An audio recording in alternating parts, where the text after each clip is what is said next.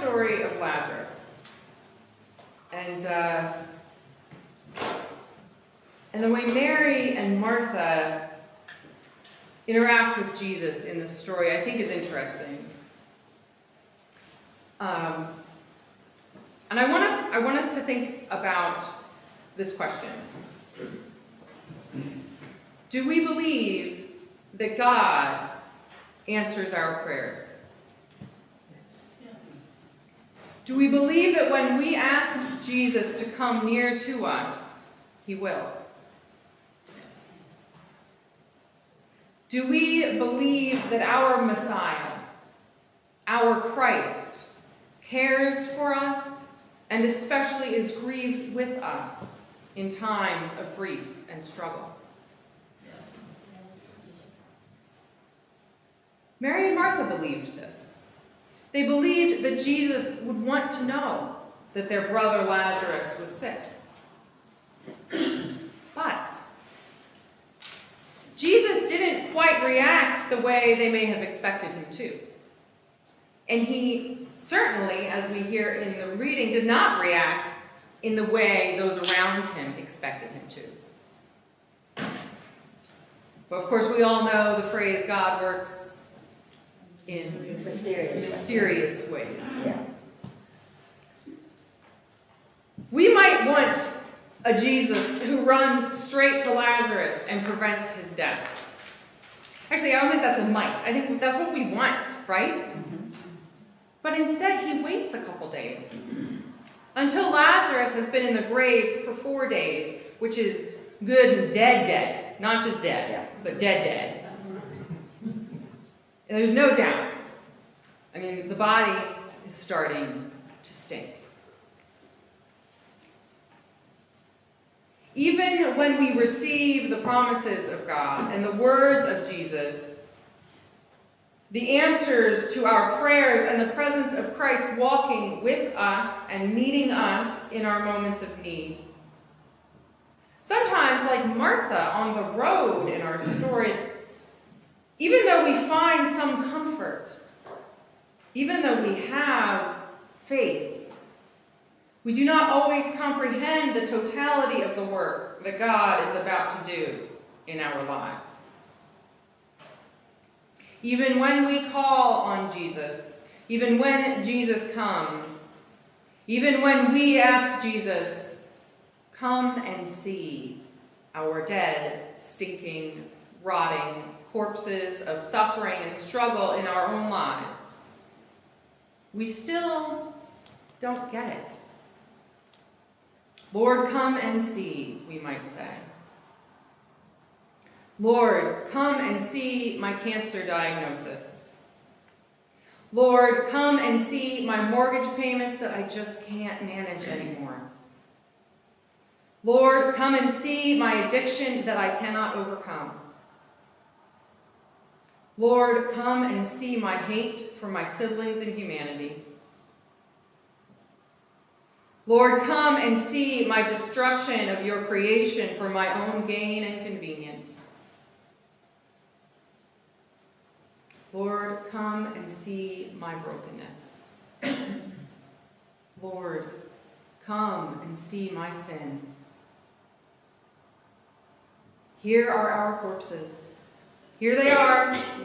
Often we have managed to seal them away into some tomb in our lives, with a good, heavy stone across the opening, so that while we know they are there, we do not have to deal with them, and we can't quite smell the stench.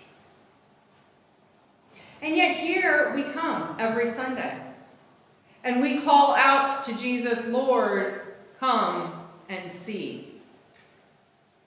At the beginning of worship in our confession and the forgiveness we receive. In our communion liturgy, when we ask God's presence to come among us and breathe new life into us. This is what we come to do. The same thing that Mary and Martha have done in today's gospel reading. Lord, come and see where our sorrow and pain is encased in rock and wrapped up in grave clothes. And even more than that, come and see where we have buried our own selves in with that pain and suffering and brokenness and sin. Lord, come and see. But when Jesus gets here, we often have that same reaction, right? Oh, wait, that's not really what I meant. I mean, opening up that tomb is going to be really unpleasant. It's going to smell bad. It's going to feel bad. It might make me look bad.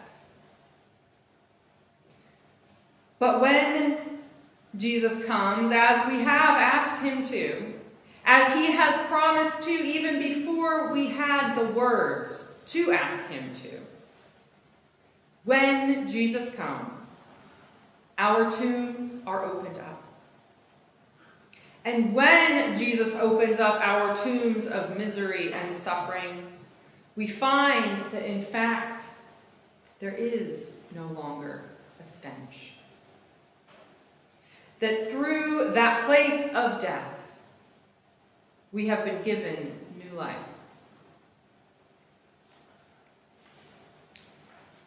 Consider, as we have been doing this Lenten season, the water of baptism.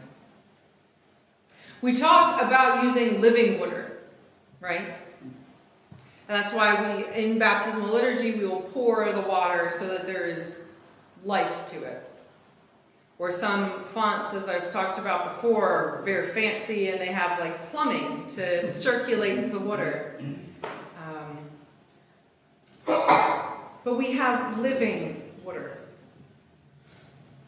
We're rushing water, like the waters of a river. That water is dangerous. Think of who we typically baptize, little babies. Helpless, fragile, even my 10-pounders, relatively fragile. And the rushing living waters of baptism are dangerous and deadly. This water, though it brings us life, and though water in a glass consumed is good for us, this water brings death as well. And we use language when we talk about what happens at baptism that actually emphasizes that death that we experience as we are immersed in that rushing, living water. In Luther's Small Catechism, which you can find at the back of your hymnal if you want to flip around, when he talks about the sacrament of holy baptism, one of the questions that he asks and then answers is, what then is the significance of such a baptism with water? And he says, it signifies that the old person in us with all sins and evil desires is to be drowned and die through daily sorrow for sin and through repentance. Drowned and die. And on the other hand, he continues, that daily a new person is to come forth and rise up to live before God in righteousness and purity forever. We are drowned in this font and then resurrected. Lord, come and see, we cry, as we know that we are dying, that we are drowning, and perhaps in ways already dead. And Jesus comes and cries out to us, come out. Come out of your tombs of death and sorrow. Come out of your tombs of hate and greed. Come out of your tombs of selfishness and individualism. Come out of your tombs of sin and walk in the light of new life. Be unbound and set free by the community of Christ that we have been made members of through baptism. Yes, we die.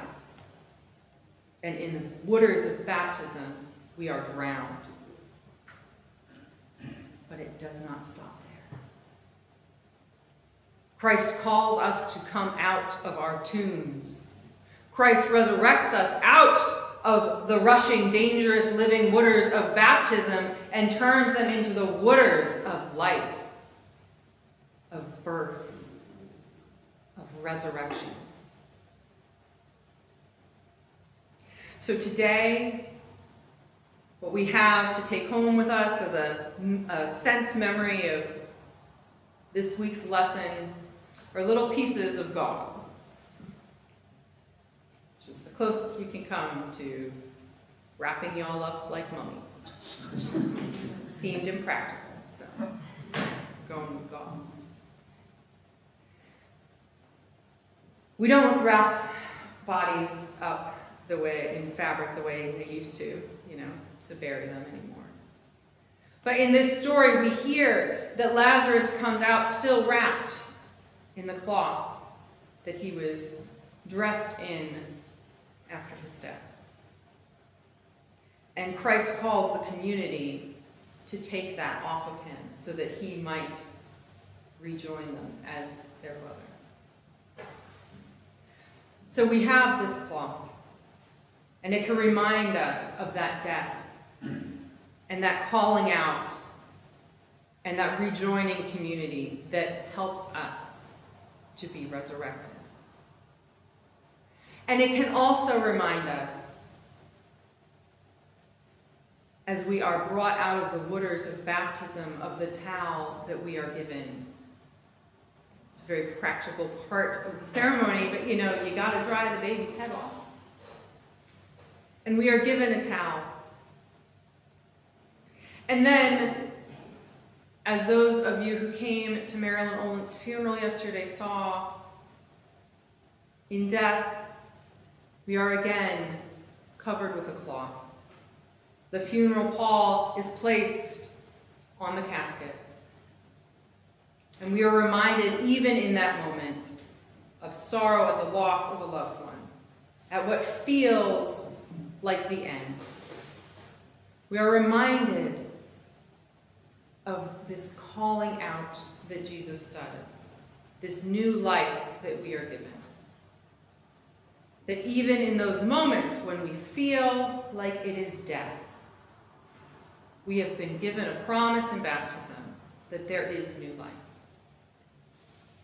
So I want to invite you all to come up and get a little piece of cloth, if you like, and take it back to your seats with you.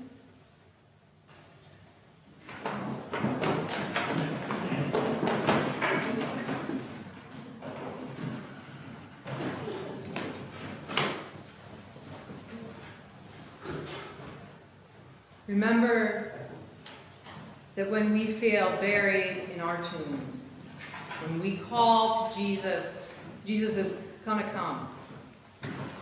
And even when he gets here and he says, I'm opening it up, and we might second guess our choice to call on Jesus to do that.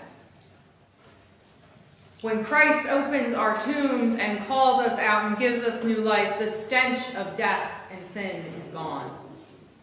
And the new life that we have turns our grave clothes into baptismal towels, into new garments of new life in the community of Christ. Amen.